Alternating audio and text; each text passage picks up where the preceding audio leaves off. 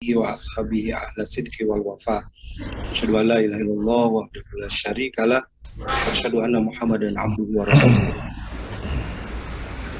Alhamdulillah sahabat-sahabat dimanapun berada, puji syukur hanya milik Allah. Salawat salam semoga dilimpah curah kepada Nabi kita, teladan hidup dan kehidupan kita, uswah dan qudwah kita, Nabi Muhammad SAW. Alhamdulillah kita berjumpa lagi di pagi Senin ini, dan kita hari ini tema yang kita bahas tentang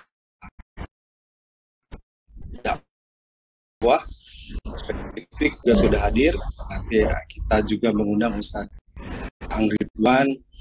Beliau praktisi dakwah milenial gitu ya, dan juga beliau kajur Ketua Jurusan Komunikasi Penyiaran Islam UIN Sunan Gunung Jati Bandung. Nanti kita akan banyak berbicara dari ilmu, pengalaman bagaimana dakwah di era kini, dan juga lebih khusus juga dakwah bagi kalangan muda. Baik, sudah bergabung, silakan. Ya, bagaimana suara terdengar jelaskah? Maaf. Jelas, jelas. Alhamdulillah, terima kasih. Hanya gambar yang kurang jelas ya sedikit, nggak apa-apa. Terima kasih. Assalamualaikum warahmatullahi wabarakatuh. Waalaikumsalam warahmatullahi wabarakatuh. Alhamdulillahirabbil alamin. Allahumma shalli ala sayyidina Muhammadin wa ala alihi wa ashabihi ajma'in. Terima kasih Ustadz Aang, Ustadz Mulyadi, Masya Allah. Ini hanya berikan sedikit pengantar saja, bahwa dakwah di zaman apapun tetap sama. Yang membulak-balik hati adalah Allah. Walaupun kita menggunakan teknologi secanggih apapun, dengan teori sedahsyat apapun, tetap yang membulak-balik hati itu adalah Allah. Jangan sampai kita merasa bahwa kecanggihan teknologi, strategi dakwah yang menjadi andalan kita, karena kita tidak akan sesuai dengan iyyaka na'budu wa iyyaka nasta'in. Harus yakin bahwa setiap hamba Allah yang didakwahi itu adalah makhluk ciptaan Allah. Yang membuat paham juga adalah Allah, dan yang membuat orang bisa tergerak untuk mengamalkan adalah hidayah taufik Allah. Ini menjadi sangat penting. Jangan sampai nanti kita menjadi sangat sibuk dengan teknologinya, menjadi sangat sibuk dengan strateginya, sampai mengabaikan hal yang paling utama. Jadi seperti sekarang ceramah ini kan, yang paling penting dari ceramah ini adalah keyakinan bahwa sedang ceramah ini adalah disaksikan oleh Allah. Jadi jangan sampai ketika berceramah, berdakwah, kita lebih sibuk memikirkan objek dakwah, padahal objek dakwah itu adalah hamba Allah yang sepenuhnya digenggam, dikuasai oleh Allah Subhanahu wa Ta'ala. Yang kedua, di dalam dakwah ini yang sangat penting kita menyadari bahwa Allah memperhatikan kita setiap saat. Allah tahu niat kita belajar, mau apa nih? Mau belajar agama, ingin kelihatan pintar, ingin kelihatan luas wawasannya, ingin kelihatan sebagai penceramah yang menggetarkan. Nah, Allah tahu belajar agama niatnya untuk apa. Kalau belajar agama niatnya hanya untuk kepentingan pribadi kita, agar orang memuji, maka itu tidak akan berefek. Itu ilmu agama yang kita pelajari untuk diri sendiri saja kurang manfaat, apalagi untuk orang lain. Harusnya kan belajar agama itu membuat kita yakin ke Allah, membuat kita patuh ke Allah dengan ikhlas. Tapi kalau belajar agama hanya untuk dinilai orang, dipuji orang, berarti ilmu agama yang kita pelajari untuk diri sendiri saja tidak bermanfaat. Jadi penting sekali bagi kita yang terjun di dunia dakwah, dalam belajar itu harus betul-betul lurus niatnya, karena Allah tahu niat kita. Apakah ingin duniawi, pujian, penghargaan, gelar, kekaguman orang, jumlah jamaah. Nah, ini luar biasa ini, dan tidak bisa bohong kepada Allah. Pesantren ngapalkan Quran, kuliah S1, S2, S3, Allah tahu niatnya apa. Kalau niatnya salah, ya salah alamat, tidak akan sampai. Logika sederhananya, berarti ilmu agama yang dipelajari untuk diri sendirinya saja tidak manfaat, apalagi untuk orang lain. Jadi rahasia dakwah yang paling utama adalah memang keikhlasan di dalam mencari ilmu. Selanjutnya adalah Allah juga melihat, selain Allah tahu isi hati kita, wa huwa alimun bidatis sudur, juga Allah tahu apakah kita mengamalkan atau tidak. Ini ya, Allah melihat ini, kita belajar diamalkan atau tidak, dan diamalkannya untuk siapa. Karena ada juga yang mengamalkan ilmu agama tapi demi dipuji orang, demi dikagumi orang. Allah tahu ini. Masalahnya itu pertama diamalkan atau tidak, diamalkan itu niatnya apa. Jadi tidak cukup kalau ceramah mudah sekali, bicara itu mudah, seperti ini lebih mudah ya. Tetapi apakah yang dibicarakan ini dilakukan? Allah kan tahu setiap saat kelakuan para penceramah, para mubaligh. Selain Allah tahu niatnya, juga Allah tahu kelakuannya, lirikan matanya, ya'lamu kha'inatal a'yun wa ma tukhfis sudur. Allah tahu apa yang dibuka di HP-nya. Nah, Allah melihat nih kelakuan setiap saat. Dan Allah juga mendengar yang diceramahkan cocok atau tidak dengan kelakuan. Nah, jadi ini penting sekali konsep mendasar ini, bahwa dalam dakwah itu Allah yang membulak-balik hati, bahwa dalam mencari ilmu niatnya lurus atau tidak, kita mengamalkan yang kita sampaikan atau tidak. Nah, ini luar biasa ya, pentingnya untuk kita evaluasi. Nanti kalau sudah lurus kepada Allah, Allah yang membimbing.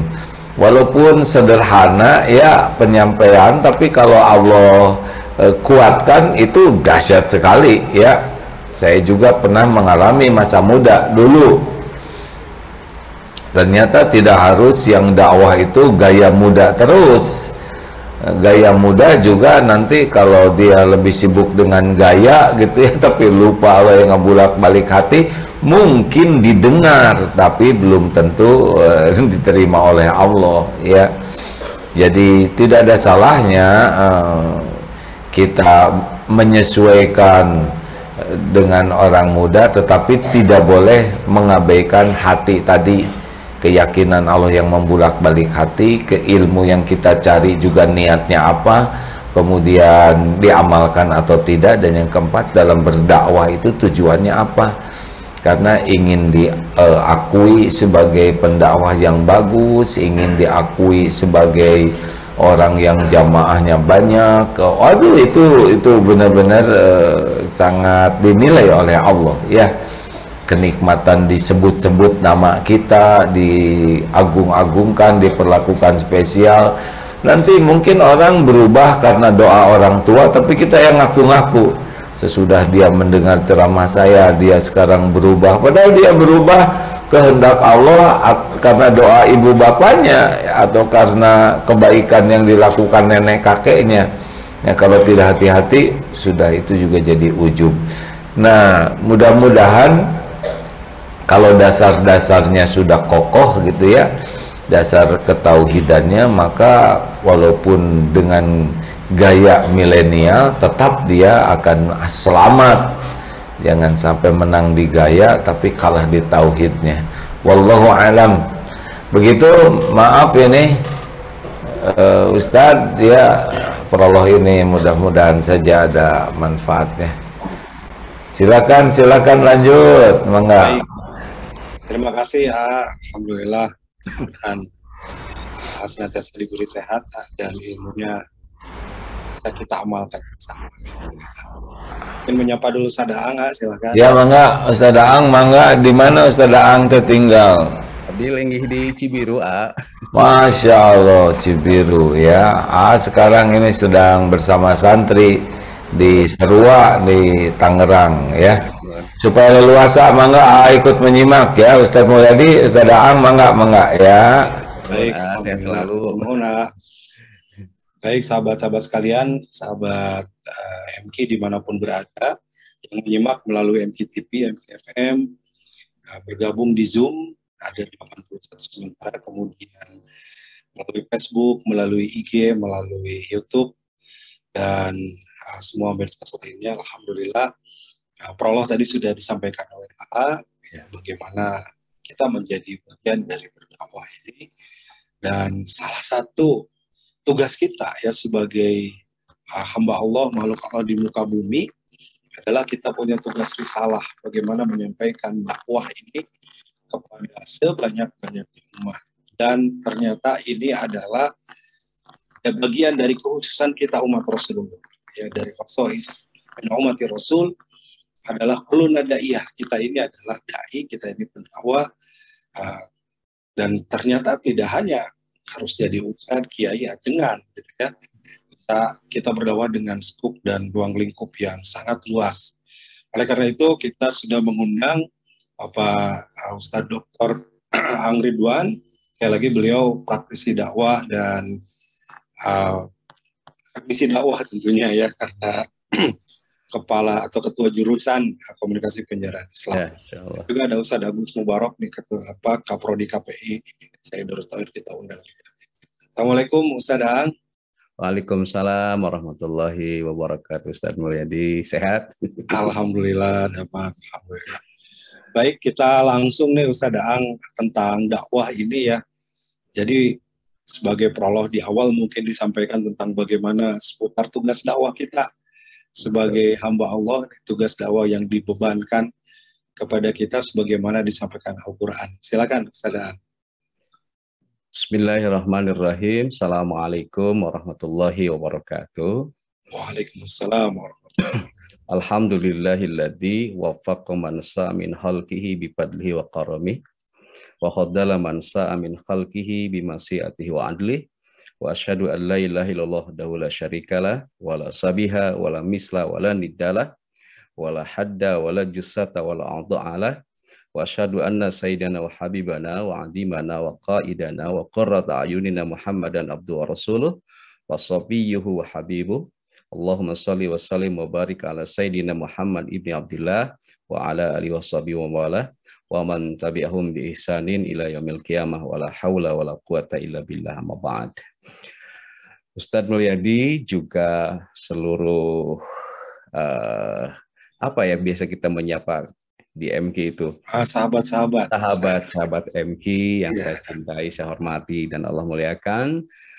Teriring doa tulus dari saya, semoga kita semua yang bergabung di ruang maya ini senantiasa diberkahi oleh Allah Subhanahu wa taala. Betul tadi yang disampaikan oleh AA dan prolog juga dari Ustadz Mulyadi, bahwa siapa saja di antara kita yang terlahir ke dunia ini sudah melekat pada diri kita itu adalah tugas untuk berdakwah. Tugas untuk berdakwah ini tentu saja bisa kita ekspresikan dalam heterogenitas kekitaan. Ya, setiap kita diciptakan oleh Allah itu heterogen dalam banyak aspek, dan heterogenitas aspek, entah itu di profesi, heterogenitas pada dunia yang lain, itu melekat pada diri kita kewajiban untuk berdakwah. Jadi saya kira dakwah ini adalah tugas hidup kita, Ustadz Mo. Betul. Ini sharing perintah Allah di surat Ali Imran 104 ya. Oke, ya betul sekali. Di Ali Imran ayat 104 sudah kita maklumi bersama, kata Allah, wal takum minkum ummatu yad'una ilal khair wa ya'muruna bil ma'ruf wa yanhauna 'anil munkar. Bahwa Allah menghendaki setiap kita itu untuk menyeru kepada kebaikan, atau yang lazim kita bahasakan amar ma'ruf, dan mencegah pada kemunkaran. Dan ini pun diperkuat misalnya lebih jauh di Ali Imran ayat 110-nya. Kuntum khaira ummatin, bahwa kita ini adalah umat terbaik. Ukhrijat linnas, yang diutus oleh Allah ke muka bumi. Sama, ada 3 tugas di sini. Ta'muruna bil ma'ruf, amar ma'ruf, wa tanhauna 'anil munkar, ini nahi munkar, dan ada wa tu'minuna billah. Ada 3 kata kunci sesungguhnya terkait dakwah yang harus kita lakukan. 1, amar ma'ruf. 2, nahi munkar. 3, tu'minuna billah. Kalau saya minjam bahasa dari sosiolog terkemuka ya di Indonesia, almarhum Pak Kunto Winjoyo, bahwa amar ma'ruf itu beliau maknai sebagai humanisasi, memanusiakan manusia. Kemudian nahi munkar itu liberasi, membebaskan manusia. Dan tu'minuna billah adalah transendensi. Jadi dakwah dalam bentuk yang pertama, amar ma'ruf. Amar ma'ruf itu memanusiakan manusia. Bahwa Ustadz Mulyadi, setiap kita diciptakan Allah di muka bumi itu sudah dilegalisasi oleh Allah sebagai makhluk yang paling sempurna. Paling tidak di Al-Isra ayat 70, walaqad karramna bani Adam, kan kata Allah demikian, kita itu sudah dimuliakan oleh Allah sebagai bani Adam itu. Selain itu kita oleh Allah diberi 2 potensi kontradiktif seperti di As-Sam ayat 8, fa'alhamaha fujuraha wa taqwaha. Kita terjadi proses interaksi dominatif antara potensi kebaikan dan hawa nafsu. Sayang, seringkali pertarungan potensi kebaikan dan hawa nafsu itu dimenangkan oleh hawa nafsu, sehingga hidup kita berada dalam kendali hawa nafsu. Nah, mereka yang berada pada kendali hawa nafsu ini seperti di Quran surah Al-A'raf ayat 179, kata Allah, walaqad darokna li jahannama katsiran minal jinni wal insi. Jadi jahanam itu dipenuhi oleh kalangan jin dan manusia. Mereka oleh Allah diberi hati, tetapi hati mereka itu terkunci mati dari ayat-ayat Allah. Mereka diberi telinga, tetapi telinga mereka ditutup mati juga dari pesan-pesan Allah. Maka di ayat itu kata Allah, ulaika kal an'am. Mereka itu seperti binatang, balhum adol, bahkan lebih sesat daripada binatang. Jadi manusia itu awalnya dimuliakan oleh Allah, tetapi karena dalam perjalanan hidup terjadi proses pertarungan antara potensi kebaikan dan nafsu, lalu dikendalikan oleh hawa nafsu, akhirnya mereka itu kata Allah lebih sesat daripada binatang. Berarti menjadi binatang. Nah, pada kutub ini dakwah itu adalah kembali memanusiakan manusia yang telah terjerumus pada perilaku binatang. Itu yang dipahami sebagai humanisasi. Sementara yang kedua, dakwah itu nahi munkar itu dipahami sebagai liberasi. Liberasi itu bukan liberalisasi, bukan ya. Liberasi itu membebaskan manusia dari apa? Dari dominasi musuh abadi kita. Bahwa disebutkan kan di Al-A'raf ayat 16, setan itu, iblis itu kan pernah sesumbar, fabima aghwaytani la'aqudanna lahum siratal mustaqim. Ya Rob, karena engkau telah menghukum hamba sebagai makhluk yang tersesat, maka hamba akan menyesatkan umat manusia dari jalan engkau yang lurus. Gitu. Maka tidak sendiri, ternyata di Al-A'raf 202-nya disebut wa ikhwanuhum yamuddunakum fil ghayyi. Saudara-saudaranya setan dari kalangan jin dan manusia itu, mereka bahu-membahu untuk menyesatkan umat manusia itu tanpa mengenal lelah. Ya. Jadi setan menyesatkan kita tanpa mengenal lelah. Kita itu bangun malam sering lelah, baca Quran sering lelah, saum sering lelah. Pahami, setan itu tidak pernah lelah. Manuver hegemonik setan itu disebut juga di Al-A'raf 17. Kan kata mereka, summalaatiyannahum mim baini aidihim. Mereka itu akan datang menggoda kita itu dari depan. Tidak hanya itu, wa min khalfihim, dari belakang, wa an aimanihim, dari samping kanan, wa an samailihim, dari sebelah kiri. Ya, kita ini digoda oleh setan dari 4 penjuru mata angin, dari depan, belakang, samping kanan, samping kiri. Supaya apa? Supaya kita ini menjadi hamba yang tidak bersyukur kepada Allah. Nah, jadi setan itu mengkerangkeng setiap manusia itu untuk jauh atau ba'idum minallah. Nah, pada kutub ini dakwah itu adalah liberasi, membebaskan manusia dari dominasi musuh abadinya yakni setan. Kemudian yang ketiga, Ustadz Mul, yang tu'minuna billah di Ali Imran ayat 110 itu dipahami sebagai transendensi. Transendensi itu bagaimana bisa menyatukan manusia dengan Robnya. Ya, jadi dakwah itu satu, memanusiakan kembali manusia, yang kedua membebaskan manusia dari musuh abadi manusia yakni setan, dan yang ketiga menyatukan kembali manusia dengan Allah. Nah, siapa manusia yang menyatu dan dicintai oleh Allah? Satu, misalnya di Ali Imran 76, muttaqin. Fa innallaha yuhibbul muttaqin. Jadi dakwah itu menggiring manusia untuk menjadi kekasih Allah, yakni orang yang bertakwa. Dakwah pun menggiring manusia untuk menyatukan dirinya dengan Allah menjadi mukminin, gitu. Muhsinin, kemudian sabirin, mutawakkilin, tawabin, mutatokhirin, mujahidin. Itulah label manusia yang diharapkan oleh Allah sebagai produk atau output dari dakwah yang kita lakukan. Baik. Jadi itu sementara. Baik, Masya Allah, Alhamdulillah. Sahabat MI, ini kita sudah dapat prolog yang luar biasa. Ada sedikit mengulang Ustaz Daan. 3 tadi ya di panduannya surat 3 atau surat Al-Imran dan 104 dan juga 110. Jadi ada 3 yang posisi kita ditugaskan oleh Allah sebagai khairu ummah, untuk khairu ummah. Jadi yang ukhrijat, ya, tidak khorojat, katanya ukhrijat dalam bahasa Arab. Ukhrijat itu dikeluarkan, artinya Allah mempersiapkan dan menyegajakan, menjadikan kita ini Rasulullah dan generasi setelah itu adalah orang-orang yang berdakwah. Sehingga tadi kaitan dengan humanis, dengan amar ma'ruf, kemudian liberasi, ya, kebebasan, membebaskan dari segala belenggu keburukan dengan dakwah ini, dan juga transendensi, bagaimana menyatukan dengan Allah menjadi orang beriman tadi. Jadi kita menambahkan juga Ustaz Daang, saya mengutip dari Pak Amin Rais, ya, beliau mengatakan amar ma'ruf nahi munkar itu seperti 2 sayap pesawat. Betul. Kalau pesawatnya 2 sayapnya terjaga maka bisa terbang, tapi bagaimana kalau sayapnya sebelah, ya, tentu tidak akan bisa terbang. Atau seekor burung, saya kira tidak bisa berterbang dengan sebelah sayap, ya. Atau kita juga bukan tidak bisa bertepuk sebelah tangan, gitu.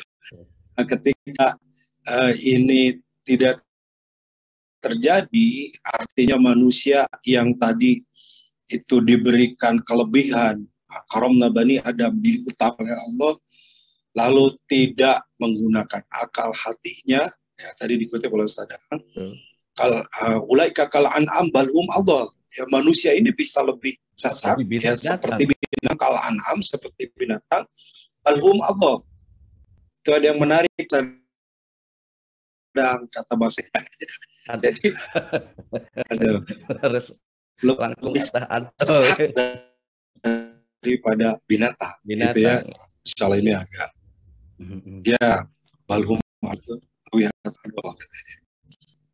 Baik, nah ini maaf ada sinyal nih, barusan sedikit terganggu. Kita lanjutkan Ustaz Dang, ini sebenarnya bagaimana bentuk dakwah atau apa, ya, Al-Quran sendiri memerintahkan kita, tadi udah perintahnya, ya. Kemudian dakwah yang bijak itu seperti apa? Kalau mungkin bahasa Ustaz Dang tadi kaitan dengan kekitaan masing-masing, gitu ya. Mungkin bahasa kita juga ada istilah kekinian. Artinya bagaimana di kalangan anak muda, kalangan orang tua, dan seterusnya tentu saja berbeda. Begitu, gimana Ustaz dalam pandangan tentang bagaimana dakwah ini yang dipandukan oleh Al-Quran bagi kita? Oke. Saya kira Al-Quran pada saat merintah kita untuk berdakwah, Al-Quran pun lengkap memberikan petunjuknya. Sebagaimana di Quran surah An-Nahl ayat 125 yang sudah sangat populer, ud'u ila sabili rabbika bil hikmah. Jadi serulah manusia kepada jalan Tuhanmu, ila sabili rabbik, ayat dinul Islam, kata para pencinta tafsir dan mufassir, bil hikmah, dengan hikmah, wal mau'idotil hasanah, dengan pelajaran yang baik, wajadilhum billati ahsan, dengan mujadalah. Ya. Nah, ayat ini berbicara tentang kerangka metodologi dalam berdakwah. Karena itu metode ini sangat penting, sampai ada adagium di Arab, at-thariqah khairum minal maddah. Jadi metode itu ternyata juga lebih penting dari materi. Nah, secara metodologis di ayat ini Allah memberikan 3 metode. Satu, hikmah. Kata Ibnu Katsir, hikmah itu adalah Al-Quran dan Sunnah. Jadi serulah umat manusia ke jalan Tuhanmu dengan Al-Quran dan Sunnah. Ada juga, beliau juga menafsirkan hikmah ini adalah pemahaman yang komprehensif tentang Al-Quran dan Sunnah, gitu. Kemudian ada juga para pencinta tafsir yang menyebut bahwa hikmah itu satu al-ilmu. Jadi dakwah itu harus pakai ilmu. Dakwah itu harus rasional. Dakwah itu harus faktual. Dakwah itu harus objektif, ya. Kaidah ilmu tentu ini menjadi bagian yang integral, tidak terpisahkan dari metode dakwah. Hikmah itu juga selain ilmu al-khilim, jadi kesantunan, ya. Jadi dakwah itu harus kita sampaikan dengan cara yang santun. Dakwah itu, Ustadz Mul, kata guru saya dulu, mengambil hati mad'u. Kalau mad'u sudah terambil hatinya, apapun yang dimiliki akan diberikan. Ya, jadi dakwah itu bukan seperti copet, bukan mengambil dompetnya. Kalau diambil dompetnya, hatinya tidak diambil, kita babak belur. Tapi kalau sudah diambil hatinya dengan al-khilim, itu segalanya akan mereka berikan untuk dakwah. Kemudian hikmah juga al-anat, yakni kedewasaan dalam berpikir. Jadi satu, dakwah yang sesuai dengan Al-Quran itu adalah dakwah yang dakwah yang berpedoman pada kerangka metodologi. Metodologi yang kedua, kata ayat ini adalah mau'idoh hasanah. Mau'idoh hasanah itu ada yang mengartikan targhib, jadi bagaimana dakwah itu motivasional, tarhib, dakwah juga memberikan semacam punishment gitu, nuansanya reward dan punishment, meskipun lokus dari metode ini adalah pada medium yang nuansanya taklim, pengajaran juga ta'lib atau pembinaan. Kemudian yang ketiga ada mujadalah. Mujadalah ini berdebat dengan cara yang baik, atau saya simpulkan berdasarkan kerangka para mufasir, mujadalah itu adalah kegiatan dialog yang berbasis pada 3 kedewasaan. Keempat kedewasaan. 1, dewasa dalam berpikir. 2, dewasa dalam mengelola rasa. 3, dewasa dalam berbicara. Dan keempat, dewasa dalam bertindak. Mujadalah berdebat ini akan memberikan output yang baik manakala dikerangkai oleh keempat kedewasaan tadi. 1, dewasa berpikir. Yang dibutuhkan dalam berdebat itu adalah kerangka berpikir. Jadi tentu berpikirnya harus dewasa, berpikirnya harus representatif, berpikirnya harus metodologis, tentu selain berpikir kritis, setelah itu ada kedewasaan dalam mengelola rasa. Sebab kalau rasa kita tidak dewasa, lalu pada saat berdebat kita digalakkan argumen oleh orang lain, ini bisa jadi masalah. Pulang debat ada kebencian, pulang debat ada penyakit hati. Kata tadi, apapun, sehebat apapun metodologi kita, kalau hatinya sudah sakit, itu agak susah. Kemudian berikutnya, dewasa dalam berbicara. Metodologi berdebat ini hanya mungkin dilakukan dengan baik ketika kita dewasa dalam berbicara. Indikasi dari kedewasaan dalam berbicara, misalnya kita tidak mengungkit-ungkit kejelekan lawan bicara kita tidak membabi buta untuk misalnya memberikan label yang jelek kepada lawan debat kita dan lain sebagainya. Kita kan sekarang begitu menyaksikan di dunia maya hal itu. Lalu berikutnya adalah kedewasaan dalam bertindak. Nah, dakwah yang sesuai dengan panduan Al-Quran itu adalah dakwah yang metodologis. Nah, tetapi Ustadz Mul menarikkan di ujung ayat ini ada penegasan Allah, Inna Rabbaka huwa a'lamu biman dhalla an sabili. Sungguhnya Rabbmu, dialah yang lebih mengetahui siapa yang tersesat di antara kita. Pada kutub ini, jika dakwah sudah disampaikan secara hikmah, dakwah sudah disampaikan melalui mau'idoh hasanah, dakwah pun telah kita selesaikan melalui dialog juga yang ahsan, tetapi orang yang kita seru itu masih kekeh sesat, itu mah hanya Allah yang tahu. Maka kita jangan maksa mereka untuk mengikuti apa yang kita inginkan. Kenapa? Sebab Allah a'lam biman dhalla an sabili, dan Allah pun a'lam siapa yang mendapatkan petunjuk di antara kita. Kan kadang kita suka greget nih, sudah dikasih tahu kekeh seperti itu, sudah dikasih tahu anger misalnya bader, hingga ada sejumlah keinginan untuk memaksa orang itu. Nah, kita tidak boleh, dakwah itu bukan mukarrih, dakwah itu bukan memaksa. Jadi memaksa bukan bagian dari petunjuk dakwah berdasarkan spirit Al-Quran. Itu Ustaz. Masya Allah, Ustaz Ahang. Jadi ilmu buat kita semua ini karena Ustaz Ahang ini akademisi, jadi bahasanya teorinya luar biasa. Ustaz. Baik, kita lanjutkan lagi sedikit tambahkan juga ini dari pengalaman. Ini kita kadang-kadang dakwah begitu, tapi belum menyesuaikan. Ya, ini pentingnya metodologi yang dilakukan. Satu saat ada mahasiswa KKN katanya, karena mahasiswa biasa demo pakai bahasa bahasa mahasiswa, KKN ke kampung disuruh ceramah pakai bahasa mahasiswa. Ibu-ibu sekalian, sekarang era reformasi, era transportasi, era globalisasi, era reformasi. Begitu ditanya, nih naon eta ceramahna? Teuing da Ustaz lagi loba ka era. Jadi ini tidak sesuai ya dengan metodologi yang memang kita harus menyesuaikan dengan siapa objek dakwah kita. Ya. Ustadz Bol terputus-putus ini itu suaranya. Yang diajak bicara dari sayanya. Kaitan dengan objek dakwah itu sendiri, Ustadz, sebenarnya seperti apa atau bagaimana objek dakwah itu sendiri bagi di dalam Islam ini membaginya seperti apa? Sesungguhnya setiap manusia tanpa terkecuali adalah objek dakwah. Jadi siapapun yang menyebut dirinya manusia itu adalah sebagai subjek sekaligus objek dakwah. Karena itu dakwah itu harus berbasis pada mad'u, bukan sekedar berbasis kepada dai.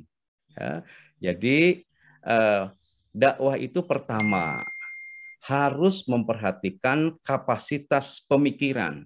Ya, jadi ketika kita ingin melihat siapa objek dakwah itu, pertama objek dakwah itu bisa kita klasifikasikan berdasarkan kapasitas pemikiran atau intelektual masyarakat. Itu harus kita perhatikan.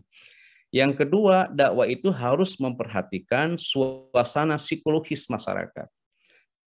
Kemudian berikutnya juga dakwah harus mempertimbangkan kondisi kekinian dan kondisi kesinian. Saya kira seperti itu. Nah, maka mad'u sebagai objek dakwah ini bisa kita runut berdasarkan bentuk-bentuk dakwah. Secara umum, bentuk dakwah itu berdasarkan informasi Al-Quran itu ada dua. Satu, ada yang disebut dengan ahsan qaul. Yang kedua, ada bentuk dakwah yang berbasis pada ahsan amal. Ya. Ahsan qaul ini oleh para ulama ahli ilmu dakwah dibagi menjadi dua bentuk, Ustadz Bol.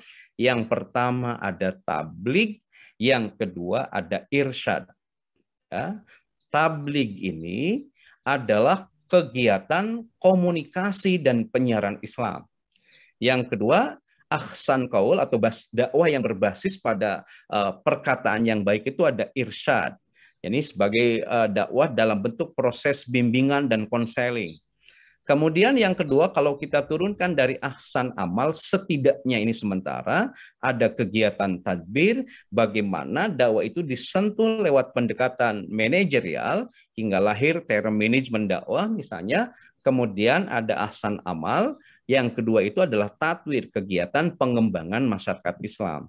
Nah, dari ragam bentuk dakwah tadi yang diturunkan dari dua pohonnya yang ahsan qaul dan ahsan amal hingga lahir dakwah dalam bentuk tabligh, dakwah dalam bentuk irsyad, dakwah dalam bentuk tadbir, dakwah dalam bentuk tatwir.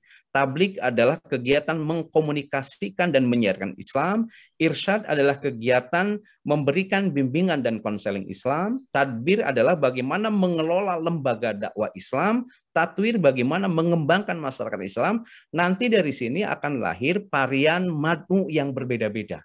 Ya, jadi dari bentuk dakwah ini nanti akan melahirkan mad'u yang berbeda-beda. Misalnya kita lihat dalam tabligh, kegiatan tablik itu setidaknya ada 3. 1, khitobah. Seperti kita sekarang ceramah public speaking, ada kitabah, misalnya writing, dakwah melalui media tulisan, ada i'lam, dakwah yang dimediatisasi melalui broadcasting misalnya, ini nanti akan melahirkan varian mad'u yang berbeda-beda. Ya. Jadi pada prinsipnya setiap manusia adalah subjek sekaligus objek dakwah.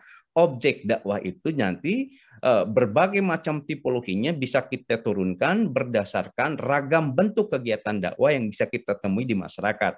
Hanya saja secara prinsipil dakwah itu harus berbasis pada kebutuhan mad'u. Tidak sekedar berbasis pada menterengnya seorang dai. Gitu ya. Jadi dakwah harus berbasis pada kebutuhan mad'u. Karena itu tadi, perhatikanlah kapasitas intelektual dai. Seperti Ustadz Mul tadi sampaikan, itu juga benar kasus mahasiswa saya. Itu pada saat kita nengok KKN lagi sambutannya luar biasa. Maulid Nabi adalah menggunting Theseus cycle menjadi angel cycle. Karena itu dibutuhkan sejumlah paradigma ini di hadapan masyarakat desa. Dia tidak mempertimbangkan kapasitas intelektualnya gitu.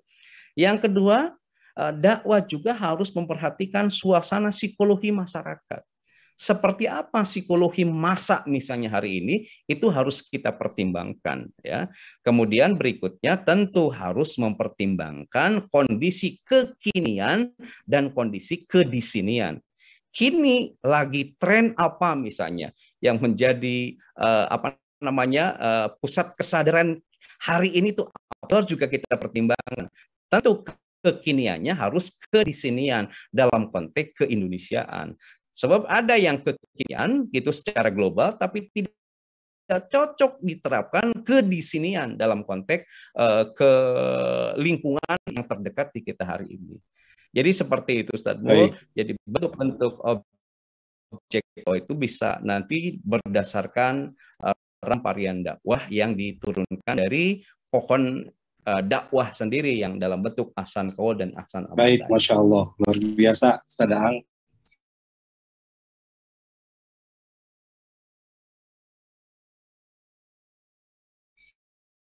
Yang ada sudah juga melalui FB, melalui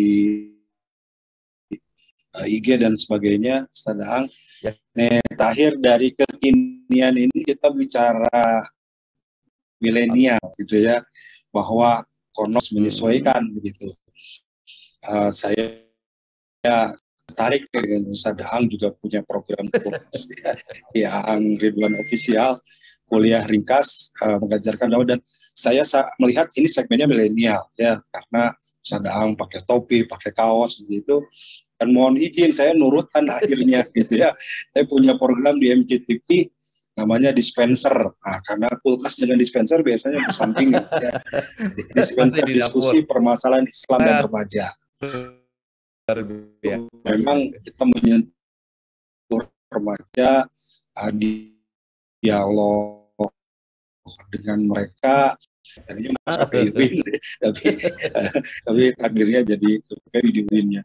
Nah, jadi ini benar-benar alhamdulillah ternyata responnya luar biasa nih, sedang ketika memang di kalangan remaja ini mereka juga haus akan ilmu, ingin paham agama, tapi juga bahasa mereka, gaya mereka ini nggak mau ternyata digurui. Jadi anak remaja ini anak-anak bukan gitu ya, diatur umur, dewasa belum ya, jadi punya dunia tersendiri. Nah, tentang dakwah milenial sendiri seperti apa nih Ustadz Aang memandang? Silakan. Bahwa generasi milenial dengan segala karakternya, dia itu amanat syariat.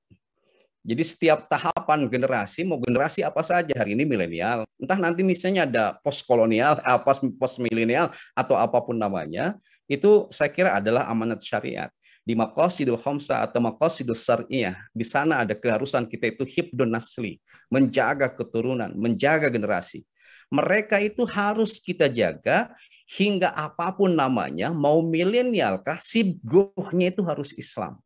Boleh mereka hari ini inklusif dengan milenial, tapi sibgohnya harus Islam. Yang kedua, bahwa generasi milenial itu adalah aset agama. Mereka itu adalah aset Islam. Mereka itu aset dakwah. Maka harus kita sentuh gitu mereka dengan dakwah yang tentu berbasis pada karakter mereka. Dan anak milenial juga itu bagian dari penerus estafeta dakwah kita. Jadi dakwah itu kan mata rantai. Nah, penerus mata rantai dakwah kita itu adalah anak-anak milenial. Maka anak milenial harus menjadi bagian dari objek dakwah kita. Hingga suatu saat mereka menjadi subjek dakwah untuk kaumnya dan zamannya masing-masing. Gitu ya. Dan tentu saja bahwa dakwah di anak milenial itu kita harus menusuk pada karakter mereka. Ya, mohon maaf saya bukan ahli secara spesifik mengkaji tentang milenial, tapi dari beberapa literatur misalnya anak milenial itu punya potensi multitasking. Jadi mereka itu luar biasa kemampuan mereka dalam bakat itu. Kemudian mereka itu kritis terhadap fenomena sosial. Jadi ciri anak milenial itu mereka kritis terhadap fenomena sosial. Dan modal kritis terhadap fenomena sosial ini yang dibutuhkan oleh Islam. Kenapa kita jumud hari ini? Karena nalar kritis kita dikerangkeng oleh banyak hal. Nah, anak-anak milenial hari ini mereka begitu kritis terhadap fenomena sosial. Lalu mereka itu adaptif dengan perkembangan sains dan teknologi. Mudah sekali mereka itu beradaptasi. Saya kira ini adalah peluang yang sangat besar untuk mendakwahkan agama ketika dipegang oleh anak-anak milenial gitu. Meski tentu ada aspek negatifnya. Mereka itu spirit hidupnya instan gitu. Ya, serba ingin mudah gitu ya. Maka khawatir juga di suksesnya juga ingin sukses instan gitu. Ini juga perlu kita waspadai. Yang lain misalnya no gadget no life. Mereka itu punya ketergantungan kepada gadget. Nah, ini juga di satu sisi bisa menjadi peluang. Kemudian sedikit-dikit kan mereka tuh posting. Jadi anak milenial itu punya ekspresi untuk memposting apapun yang mereka lakukan. Kita terbayang kalau yang mereka lakukan adalah dakwah, maka saya kira media sosial hari ini yang menjadi arena produksi kultural yang dipenuhi dengan konten-konten sampah menurut saya. Nah, ketika anak-anak milenial kita bangkit untuk berdakwah, saya kira bisa terminimalisir. Pak Ustadz Mul mungkin sering lihat di YouTube bagaimana karena YouTube tidak ada regulasi. Ya, konten-konten YouTube itu begitu bebas luar biasa. Persoalan pornografi, persoalan porno aksi begitu luar biasa penuh di YouTube itu. Nah, kita sebetulnya harus meminimalisir aspek itu. Salah satu di antaranya dengan postingan-postingan anak-anak milenial. Ya, kalau hasrat mempostingnya yang baik, saya kira ini akan secara algoritmik ini beruntung untuk kegiatan dakwah. Kemudian ciri anak milenial itu ada filsafat sharing is cool gitu ya. Mereka ingin selalu sharing apapun. Saya kira ini adalah peluang yang baik. Kemudian mereka itu misalnya seringkali inovatif, itu di antara kata positifnya. Saya kira ini menjadi aset. Jadi mengapa kita harus berdakwah di kalangan milenial? Pertama, karena anak milenial itu amanat syariat, kita harus hifdzun nasli. Yang kedua, mereka itu adalah aset agama, aset Islam dan aset dakwah. Kemudian mereka itu adalah penerus mata rantai dakwah kita. Selain itu mereka karena berada pada bingkaisan dan teknologi memiliki sejumlah keunggulan dibanding kita yang anak-anak milenial. Gitu. Iya, Masya Allah, Alhamdulillah. Kita kolonial mungkin. Baik, sedikit menambahkan juga Ustaz Dang. Jadi memang sahabat-sahabat sekalian dimanapun berada yang menyimak melalui MKTV, MKFM dan semua medsos ya, di menarik yang kita obrolkan ini kaitan dengan dakwah milenial. Dan salah satu tugas kita barangkali sebagai orang tua ya, di dalam surat Al-Imran 104 juga Allah sudah memerintahkan kepada kita waliyahsyalladzina law taraku min khalfihim dzurriyyatan dha'afan khafu 'alaihim. Hendaklah kalian takut meninggalkan generasi di belakang kalian, generasi yang lemah. Nah, generasi milenial ini generasi sekarang yang berbeda zaman dengan kita. Jangan sampai mereka lemah. Baik lemah fisiknya gitu ya. Karena Rasulullah bersabda al-mu'minu khairu wa ahabbillah minal mu'minid dhaif. Seorang yang kuat itu lebih baik dan lebih baik di sisi Allah ya dari orang yang lemah. Wa fil kulli khair, walaupun ada kebaikan dalam sesuatu, tapi harus generasi kita, generasi milenial ini sehat fisiknya lebih kuat ya, juga sehat ekonominya, mereka bisa berwirausaha, berbisnis, mereka juga lebih baik secara ekonomi. Dan yang lebih hebat, harus lebih kuat imannya. Nah ini kalau nggak kita sentuh dengan dunia dakwah, nampaknya Ustaz Daang ya, generasi kita akan kalah nih.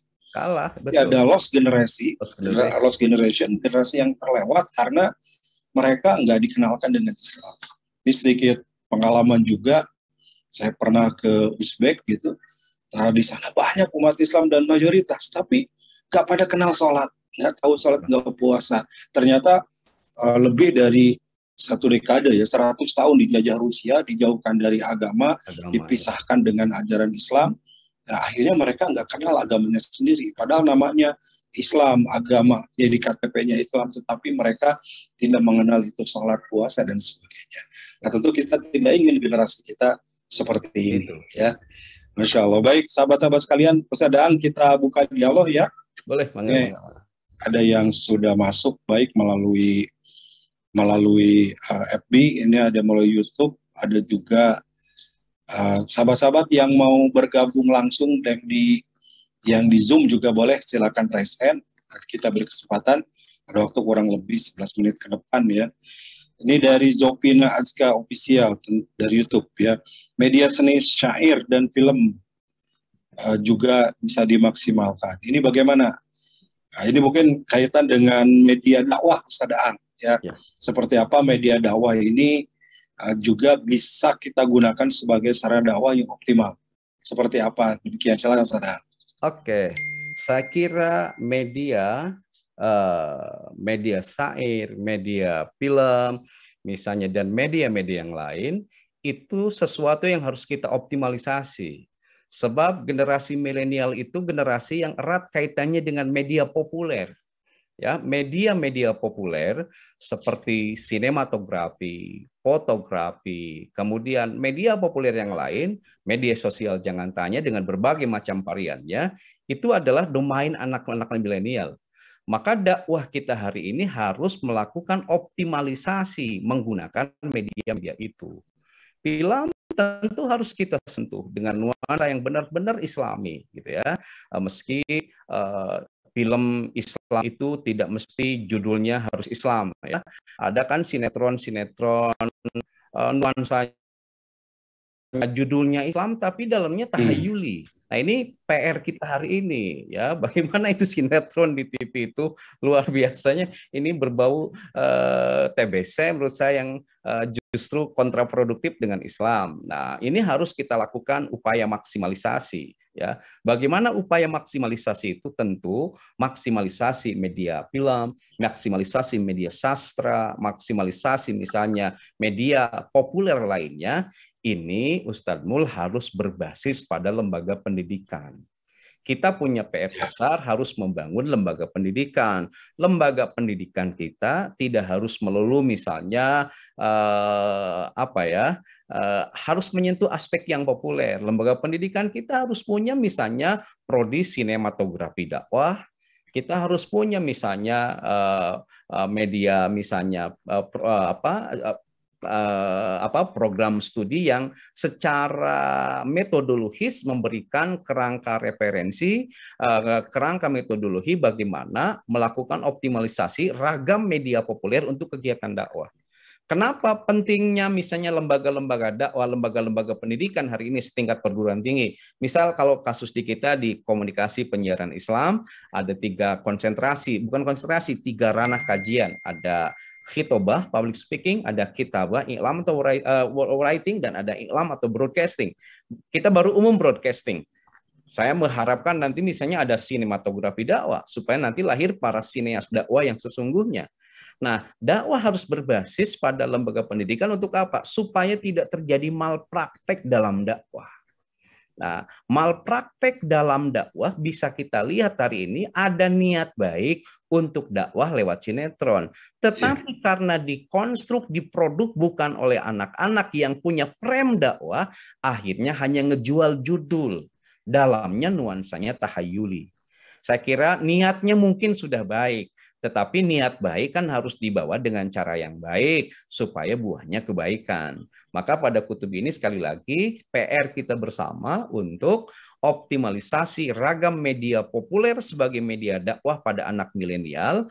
Optimalisasi salah satu di antaranya bisa kita sentuh melalui pendekatan institusionalisasi, melahirkan lembaga-lembaga pendidikan. Karena di lembaga pendidikan nanti akan ada kurikulumnya, akan terukur segala macamnya, hingga keluar dari pendidikan menjadi orang yang profesional pada bidang itu. Baik, Masya Allah. Terima kasih Ustaz Am. Jadi ini ada 3 paling tidak ya kita kembangkan di KPI Komunikasi Penyiaran Islam. Ada khitobah itu berdakwah dengan lisan, menyampaikan, ada kitabah dengan tulisan, dan sekarang bisa lebih luas ya dengan medsos ini menulis atau termasuk juga berdakwah bisa lebih menyentuh kemana-mana.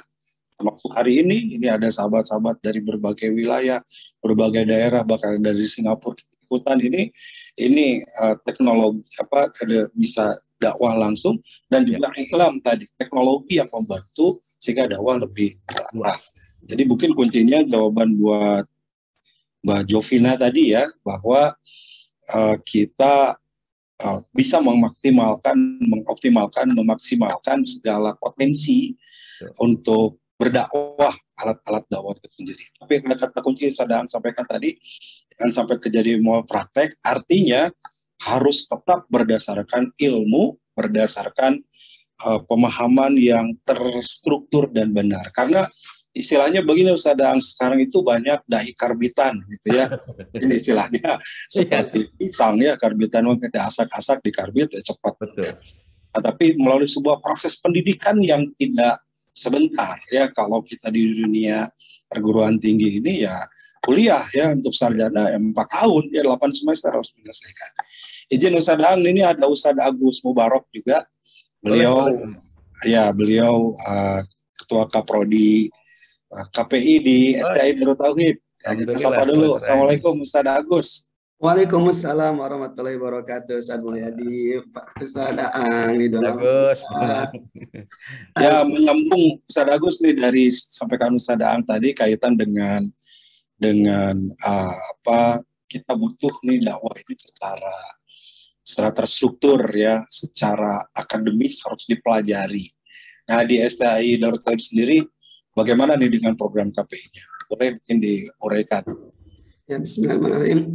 Alhamdulillah, terima kasih Ustaz Mun. Alhamdulillah juga ini guru saya Pak Aang. Saya alhamdulillah di Pasca UIN Pak Aang. Alhamdulillah. Dan sekarang ikut dengan Ustaz Mulyadi untuk membantu di STI KPI. Alhamdulillah, terima kasih nih. Saya senang sekali bisa ikut di Zoom ini. Alhamdulillah untuk di STI KPI Darut Tauhid ini kita udah ada pembelajaran terkait dengan tadi yang disampaikan oleh Pak Ang terkait dengan dakwah. Bahkan alhamdulillah di kami juga sudah dilengkapi dengan laboratorium, ada MKFM, ada MKTP. Jadi mahasiswa-mahasiswa yang punya potensi itu bisa dilibatkan. Alhamdulillah sudah ada beberapa mahasiswa yang ikut terlibat di penyiaran baik di MKFM, di MKTP. Ini sebagai langsung gitu, bukan hanya sebatas teori, tapi kami menawarkan juga pada para mahasiswa ini nih ada kesempatan untuk bisa langsung diterjun di dunia komunikasi gitu. Kemudian yang kedua ada juga yang ini alhamdulillah juga ini atas bimbingan dari UIN juga nih elektronika dakwah nih Pak Ang gitu. Nah, jadi bagaimana kita mendalami tadi yang disebut dengan media populer ini gitu. Jadi mahasiswa dituntut bagaimana untuk bisa menguatkan, bisa berdakwah di media populer ini, di medsos ini. Alhamdulillah ini juga berkat bimbingan dari AA juga dan Ustadz Mulyadi, bagaimana mahasiswa lebih mengenal ke sana. Dan dengan adanya tadi terstruktur ini, mudah-mudahan para mahasiswa dibekali dengan ilmu, pengalaman, mudah-mudahan dakwah bisa lebih tersebar lagi gitu. Itu mungkin tambahannya Ustadz Mulyadi dan Pak. Terima kasih Ustadz Agus. Nah, ini iklan juga akhirnya nih Ustadz. Ya, jadi sudah mulai pembukaan nih KPI Darut Tauhid Ustadz Agus. Ya, alhamdulillah sudah mulai, bahkan sekarang itu pendaftaran mahasiswa ya angkatan pertama sampai tanggal 30 Januari ini alhamdulillah dipersilakan kepada para mahasiswa ataupun yang sudah lulus di SMA gitu bisa masuk di STAI KPI Darut Tauhid. Alhamdulillah. Ya, jadi Ustadz Agus di Antos bergabung di ASKOPIS, Asosiasi Dosen Komunikasi Penyiaran Islam di DPD Jawa Barat nanti. Alhamdulillah tuh non salah ya, ada ASKOPIS sekarang ya. Baik, waktu kita 2 menit lagi Ustadz Ang, mungkin menyampaikan kata terakhir, tapi sebelumnya saya sampaikan ulang dari sampai Ustadz Agus tadi, kita STAI Darut Tauhid bagi sahabat-sahabat mungkin yang berminat di dunia dakwah ya, komunikasi penyiaran, bisa bergabung menjadi mahasiswa di STAI Darut Tauhid. Kita siapkan juga beasiswa misalnya bagi yang memang ingin kuliah, ingin mondok tapi keterbatasan secara ekonomi, bisa ikut di program STAI Darut Tauhid secara free begitu, dengan kita kerjasama Darut Tauhid Peduli dengan Data Peduli, bisa kuliah plus mondok di Darut Tauhid tanpa harus mengeluarkan biaya. Program ke depan apa yang kita harapkan tadi mencetak para generasi kita yang bisa berdakwah, menyebarkan Islam ke seluruh pelosok. Kita nanti akan beri kesempatan mereka berdakwah ke pelosok-pelosok. Kita sudah ada 30 cabang terpeduli di seluruh Indonesia, dari Aceh sampai Kalimantan, Sulawesi. Ini juga jadi objek dakwah kami.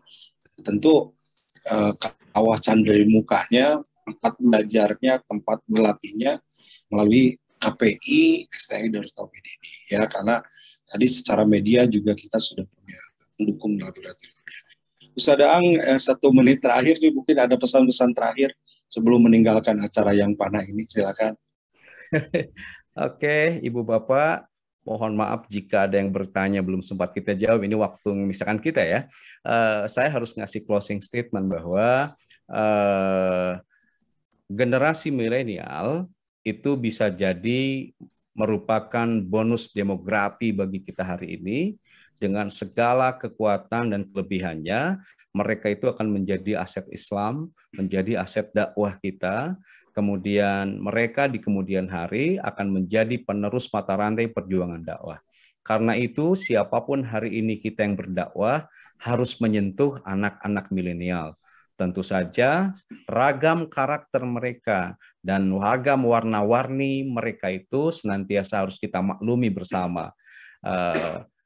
Sebab ketika kita menyentuh mereka dengan bahasa mereka, saya kira perlahan tapi pasti ini akan menjadi inner energy, menjadi inner power, bisa jadi menjadi inner teacher, bahkan inner wisdom bagi mereka untuk kemudian di kemudian hari mereka menjadi penerus perjuangan kita pada saat kita dakwah hari ini. Sebab setiap kita tentu saja ada mata rantainya dalam kehidupan ini, tidak selamanya hidup. Di kemudian hari mudah-mudahan Islam itu bisa jaya di tangan anak-anak milenial hari ini. Maka mereka harus menjadi bagian yang kita sentuh hari ini, tentu sekali lagi dengan mafhum wal maklum, memahami mereka sekaligus memaklumi dinamika mereka, bukan mafhum wal maklum, memahami mereka tetapi kita dolim pada warna-warni kehidupan mereka. Itu sementara. Baik, alhamdulillah. Terima kasih jazakallahu khair Ustadz Ang dan juga sahabat-sahabat semua yang bergabung di Zoom. 200 lebih tadi angkanya, kemudian juga yang di YouTube, di Facebook, di IG, yang langsung melalui live MTV dan MFM. Semoga jadi jalan ilmu bagi kita semua hari ini, dan mari kita menjadi para pendakwah dengan skop kapasitas kita masing-masing. Tidak mesti jadi ustadz, jadi kiai, jadi dosen, tapi kita bisa berdakwah dengan apa yang kita miliki ya, di lingkungan keluarga, lingkungan masyarakat, dan lingkungan yang lebih luas lagi. Terima kasih. Untuk yang bisa kita tutup dulu. Aqulu qouli hadza wa astaghfirullah li wa lakum. Alhamdulillahirabbil alamin. Assalamualaikum warahmatullahi wabarakatuh. Waalaikumsalam warahmatullahi wabarakatuh. Yang harus kita hargai karena mereka sudah memberikan manfaat. Kami akan menyalurkan bantuan amanah dari para donatur untuk disampaikan kepada para penerima manfaat di berbagai wilayah Indonesia. Assalamualaikum warahmatullahi wabarakatuh. Semoga kami bisa selamat sampai tujuan untuk mengantarkan titipan Al-Quran.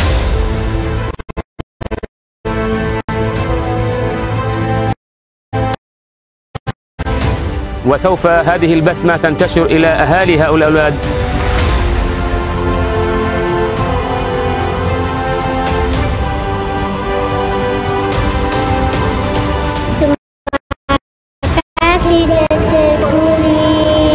Terima kasih kepada sahabat-sahabat DT Peduli. Semoga Ramadan ini memberikan keberkahan bagi kita semua.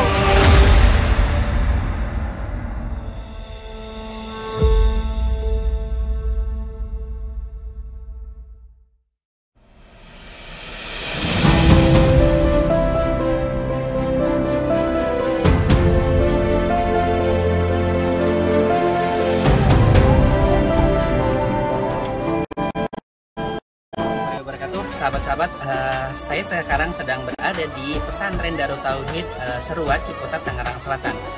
Tampak di belakang saya ada progres pembangunan Masjid Al-Hadi di Serua, Tangerang Selatan. Alhamdulillah progresnya sudah mencapai 58%. Kita lihat di sini, insya Allah ini nanti akan dibangun 3,5 lantai ya, 3,5 lantai. Jadi mezanin. Nah, ini sini di bawah ada ruang pertemuan, di atas untuk ruang ibadahnya. Nanti jadi dari asrama santri bisa langsung menuju ke masjid. Mohon doanya sahabat-sahabat semua untuk proses pembangunan masjid ini, mudah-mudahan diberikan kemudahan dan dilancarkan. Dan sekarang progres sedang pemasangan bata untuk di sampingnya, dan begitu juga sedang proses instalasi udara untuk AC dan kipas angin. Mungkin Bapak Ibu yang ingin berdonasi untuk support pemasangan instalasi AC ini bisa menghubungi panitia pembangunan masjid atau di DT Peduli. Insya Allah hari ini tanggal 10 Januari 2022 akan dilakukan pengecoran saluran air. Terjunan dibuat berundak-undak agar energi airnya terurai, tidak kuat sehingga tidak terjadi longsor. Mudah-mudahan dilancarkan. Terima kasih. Assalamualaikum warahmatullahi wabarakatuh.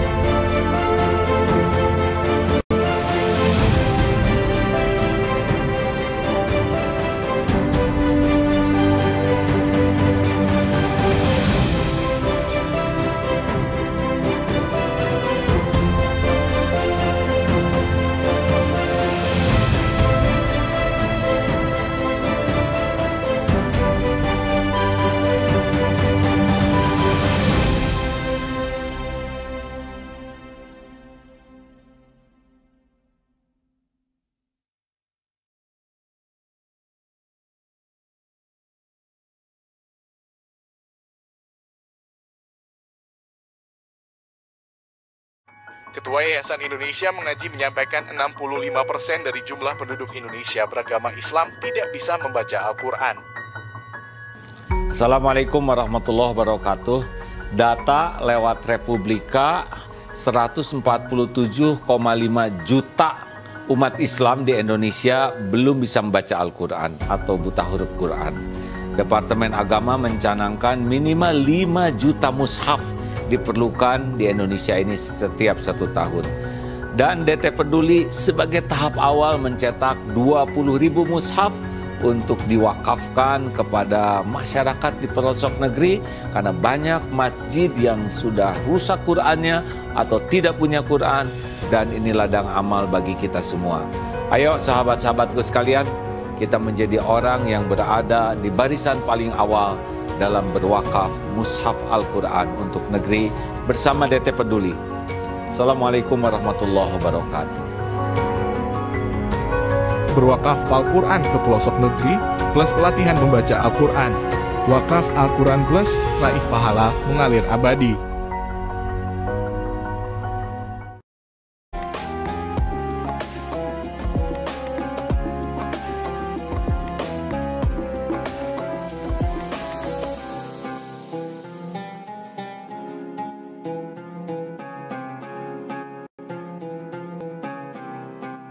Jangan lupa, saya bilang sekalian, terus berlangganan di Darut Tauhid Official.